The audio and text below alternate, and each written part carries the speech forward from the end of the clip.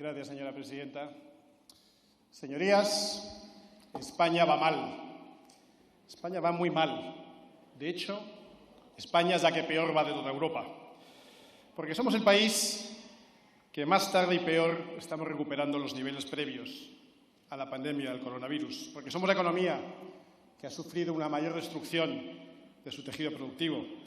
Y porque nuestros hogares han sufrido la peor pérdida de poder adquisitivo de Occidente.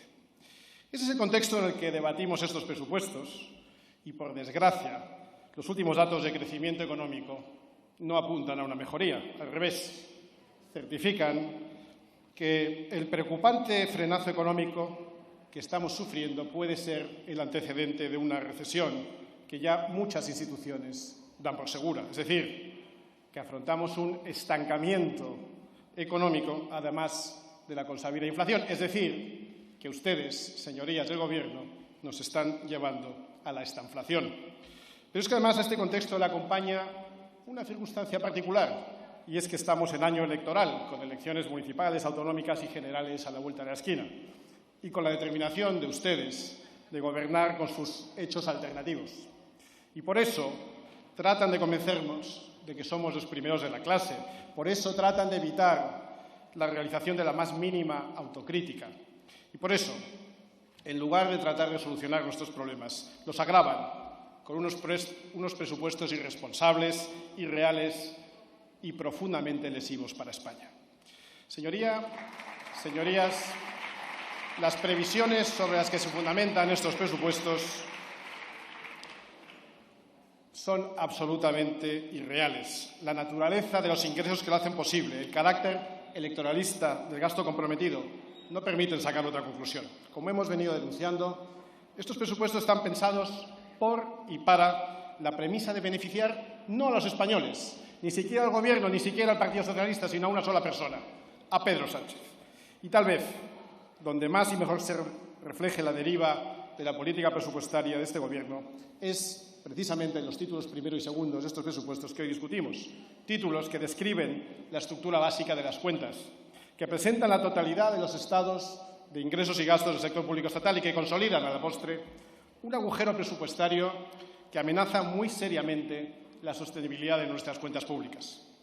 Señorías, para volver a crecer con fundamentos sólidos, para atraer y retener la inversión extranjera y para fomentar la inversión nacional, para ganar en productividad, para crear empleo estable, para afrontar con éxito la financiación de una deuda pública descomunal ante la subida de tipos y mientras el Banco Central Europeo sigue subiendo, España necesita cumplir una condición previa: tener unas cuentas públicas creíbles. Y estas, sencillamente, no lo son.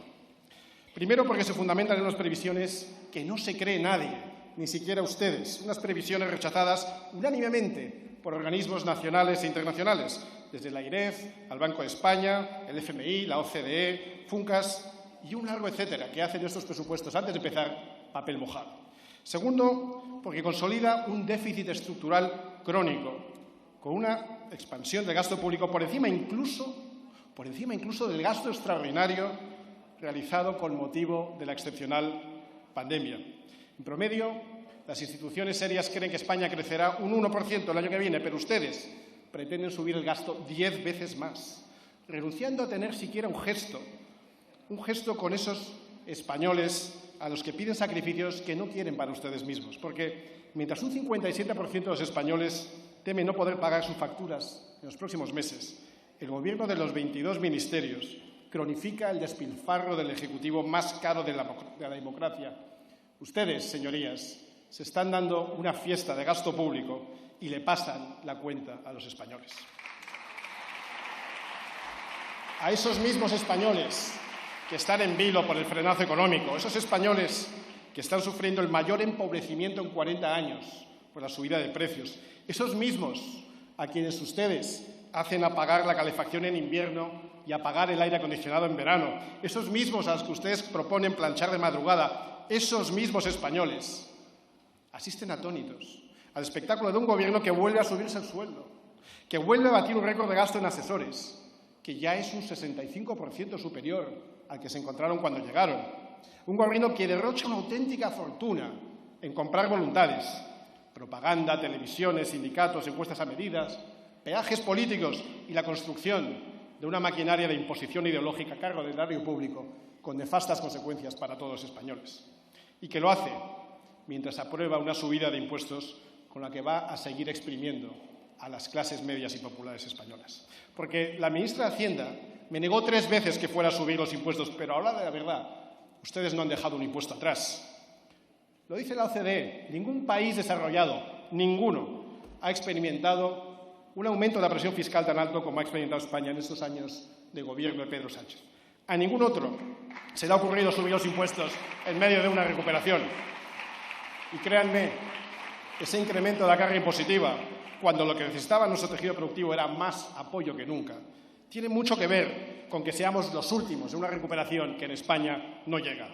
Y en estos presupuestos lo vuelven a hacer, cuando todavía no hemos recuperado la actividad económica previa a la crisis, cuando el total de las horas trabajadas se sitúa 0,9 puntos por debajo del existente entonces, con 50.000 empresas menos que antes de la epidemia, la agencia tributaria va a recaudar más impuestos que nunca.